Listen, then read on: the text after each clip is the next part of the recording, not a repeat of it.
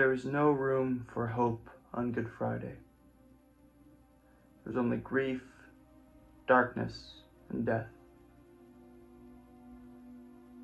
We are living in an unprecedented time where across the world a pandemic rages, filling almost every heart with fear. There have been fatalities so far, but we're told that we can expect more.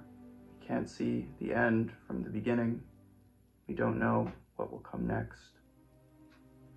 And you know, there's a kind of cheap hope that we can have about all of this. Things will get better, we say. They always do. And this is the same kind of cheap hope that keeps us from being united with Christ and his sacrifice, that leaves us unable to enter into the mystery of the suffering of God because we're so antsy to get to the resurrection. But as oft we are told, there is no resurrection without the crucifixion. Good Friday brings us to the penultimate mystery of Holy Week. Jesus has already been unfairly tried, abandoned by his friends, and has carried his own cross to the hill on which he'll be crucified, Golgotha, the skull. And on the cross he utters a prayer that he lifts up from Psalm 22.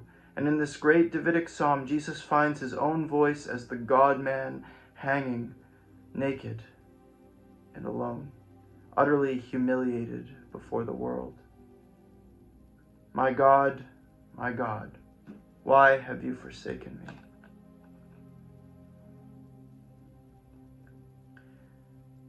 The psalm which we read in our Good Friday liturgies each year goes on. It says, My God, I cry by day, but you do not answer, and by night, but I find no rest.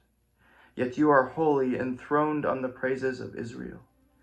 And you, our ancestors, trusted. They trusted, and you delivered them. To you they cried and were saved, and in you they trusted and were not put to shame. But I am a worm and not human, scorned by others and despised by the people. All who see me mock at me. They make mouths at me. They shake their heads. Commit your cause to the Lord. Let him deliver. Let him rescue the one in whom he delights. Yet it was you who took me from the womb. You kept me safe on my mother's breast. On you I was cast from my birth. And since my mother bore me, you have been my God.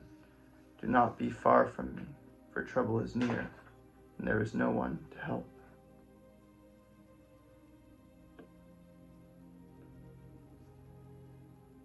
Many bulls encircle me, strong bulls of Bashan surround me. They open wide their mouths at me, and like a ravening and roaring lion, I am poured out like water, and all my bones are out of joint. My heart is like wax, and it melteth within my breast.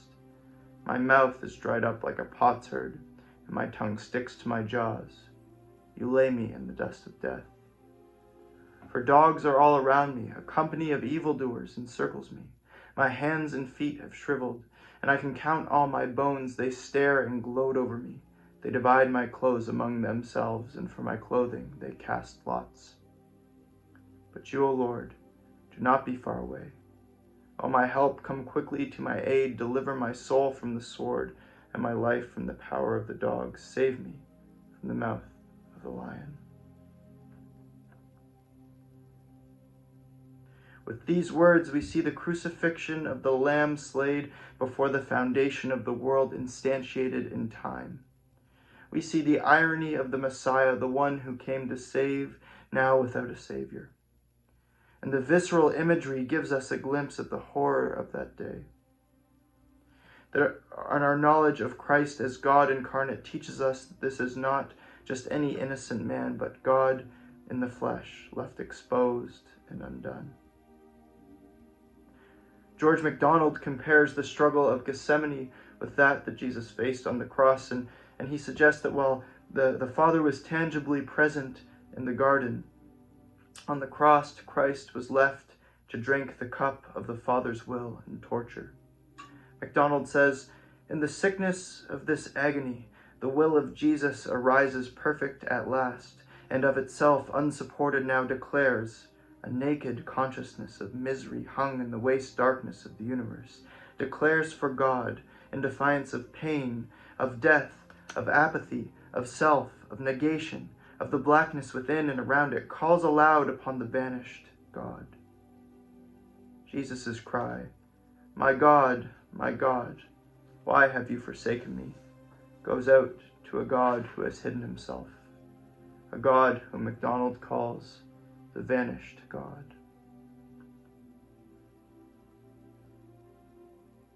And this is the same cry that we take up today throughout the world. Mingling with the Spirit-inspired words that Christ lifted up to his Father on the cross, we join with this prayer for those who have lost employment and struggle in the wake of COVID-19. My God, why have you forsaken me? For those sick and those tending to their sick loved ones, my God, why have you forsaken me? For those who are losing their faith, wondering why they can't seem to believe, my God, why have you forsaken me? For those left without support from family and friends, my God, why have you forsaken me? For the children at home isolated with abusive relatives, my God, why have you forsaken me?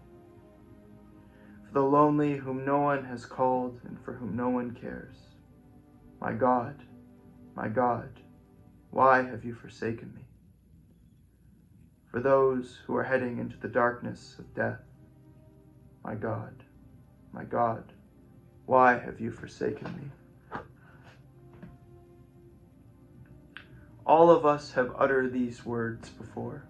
All of us utter these words even now from the depth of our being. We say them more than ever as we're stuck at home, trying to envision our future that seems so uncertain, that was never certain, but now is unavoidably contingent. We've left behind the rhythms we used to protect us from the glory and the terror of life. We've left behind our plan making for the weekend, for vacations, for time with friends and family. We've left behind the comforts of the coffee shop and the walk through the park. Life has suddenly grown dimmer, smaller, constricting us like a coffin. My God, why have you forsaken me?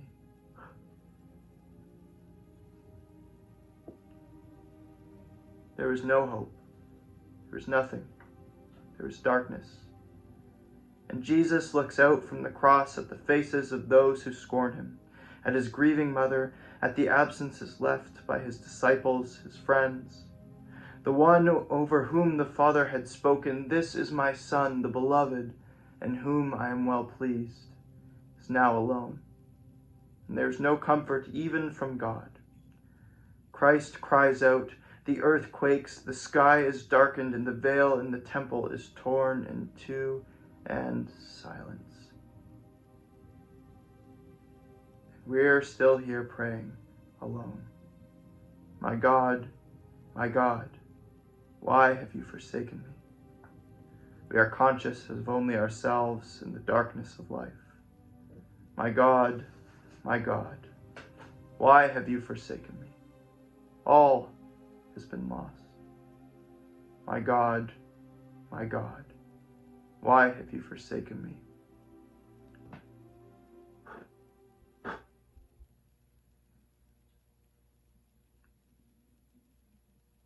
Then, in the darkness, we think, we see a glimmer, and we hear, however thin and feeble, a voice that rises like a whisper to meet our own, the voice of Christ. And we realize that he is with us, even in the darkness of Good Friday, that he is with us, even as we go down into the darkness of death.